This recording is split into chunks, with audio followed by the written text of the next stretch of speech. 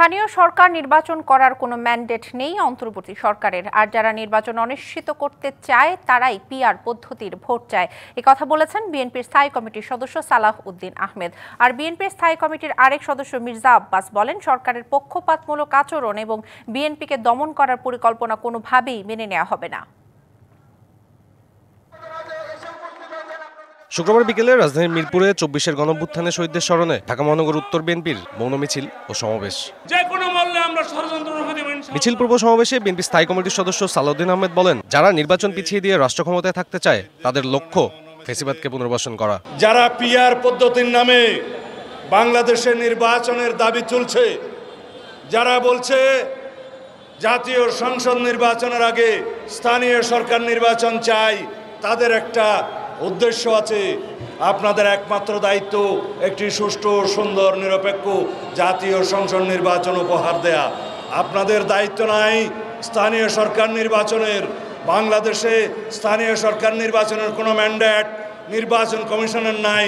তিনি আরো বলেন, জুলাইয়ের মধ্যে জুলাই সনদ না হলে দায়ী থাকবে ঐকমত্য কমিশন। যারা আজকে সংস্কার কমিশনে গিয়ে আলোচনা করছে, খানাপিনা খাচ্ছে, সন্ধ্যাবেলায় চলে যাচ্ছে এবং কোনো সিদ্ধান্ত দিচ্ছে না, তারা কারা? যারা আওয়ামী লীগের সাথেও বিভিন্ন সময় সংযোগে ছিল। যদি জুলাইয়ের ভিতরে জুলাই সনদ অর্থাৎ জাতীয় সনদ প্রণীত না হয়, সেজন্য দায়ী থাকবে এই সংস্কার কমিশন, ঐক্য কমিশন এবং এই অন্তর্বর্তীকালীন সরকার।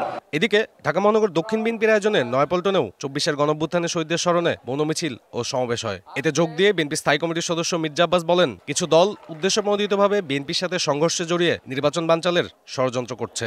যেই জামাত এক সময় বিএনপির কাঁধে পাড়া দিয়ে মন্ত্রী হয়েছেন, এক সময় আওয়ামী লীগের কাঁধে পাড়া দিয়ে মন্ত্রী হয়েছেন, বিভিন্ন সময় যখন তারা দালালি করেছে, বিভিন্ন সময়ে তারাও আজকে এই আমার শাহাদাত বরণকারী ভাইদের উপরে চেপে বসেছে।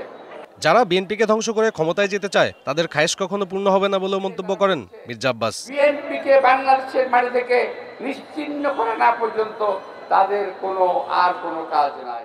সাব্বির রোজ, ডিবিসি নিউজ, ঢাকা।